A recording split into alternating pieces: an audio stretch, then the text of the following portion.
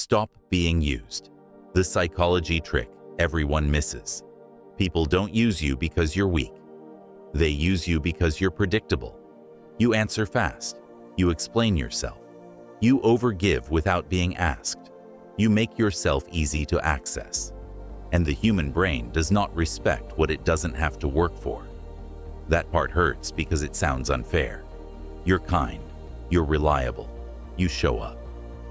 But psychology doesn't reward intentions. It responds to patterns. Here's the uncomfortable truth most people never tell you. Most people are not consciously manipulating you. They're not sitting there plotting how to drain you. They're simply responding to the signals you broadcast every day. And the signal you're sending sounds like this. I will tolerate more than I should. I will stay even when disrespected. I will give without being protected. That signal doesn't attract respect. It attracts use. The psychology behind being used. The human brain categorizes people instantly, not consciously, subconsciously. Leader, equal, utility. This happens in milliseconds. The moment someone realizes, you don't push back, you don't withdraw when crossed, you don't create consequences. Their brain quietly places you into the utility category. Utility people are useful. They solve problems. They absorb stress. They fill gaps.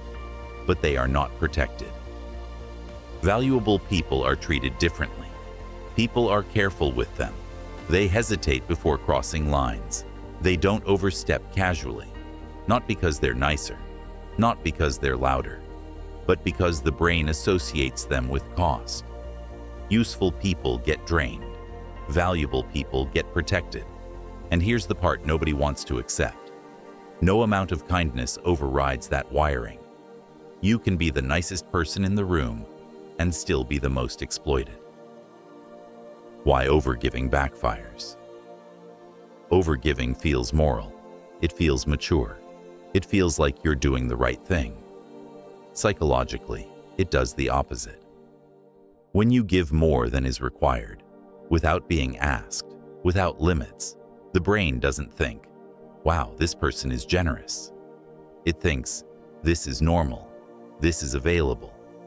And once something is normalized, it stops being appreciated. Your effort becomes invisible. Your time becomes assumed. Your energy becomes expected.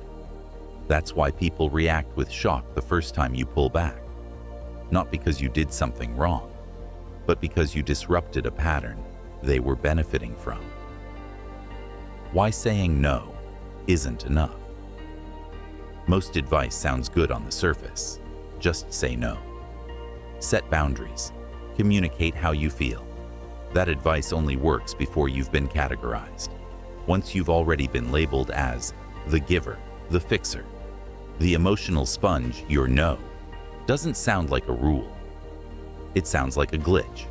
So people test it. They push again. They ignore it. They wait you out. And the moment you give in once, the brain resets the label. That's why you feel exhausted. That's why you feel unheard. That's why setting boundaries feels pointless. Because boundaries without status are just requests. The psychology trick everyone misses. You stop being used the moment you become slightly unpredictable. Not rude, not aggressive, not cold, just unavailable on demand. Human psychology is wired to reevaluate what it can't control.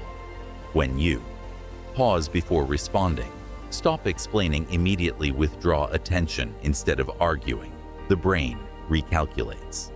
Did I overstep? Did I lose access? Did I misjudge their value? That moment of uncertainty creates respect, not because you demanded it, but because you changed the rules of engagement.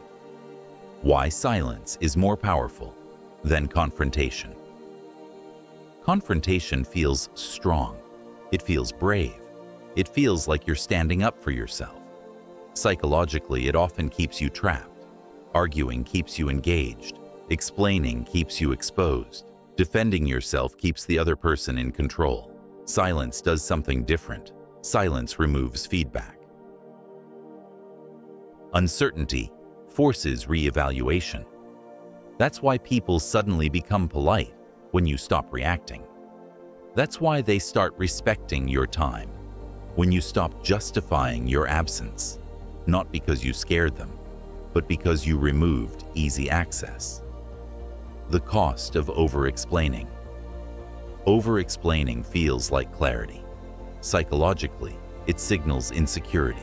When you constantly justify why you're busy, why you can't help, why you feel a certain way, you're teaching people that your decisions are negotiable. Confident people don't over-explain. They state, they pause, they move on. Not because they're better, but because they understand this. The more you explain, the more people feel entitled to evaluate your reasons. And once they feel entitled, they start pushing. The shift that changes. Everything you don't need to become cold. You don't need to become cruel. You don't need to become selfish. You need to stop proving your value. Value that must be demonstrated repeatedly isn't value, it's a service. When you give less commentary, help selectively, stop filling every silence, allow people to feel your absence, something interesting happens. People adjust, or they leave.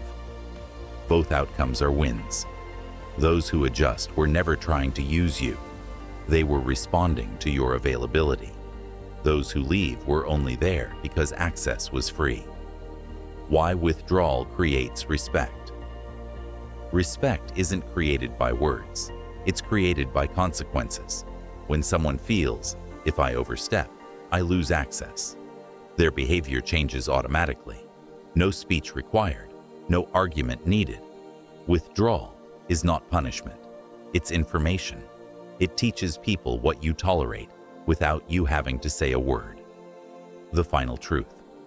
People don't stop using you when you demand respect. They stop when using you feels risky, when access isn't guaranteed, when attention isn't automatic, when effort is required. And the moment you understand that, everything shifts.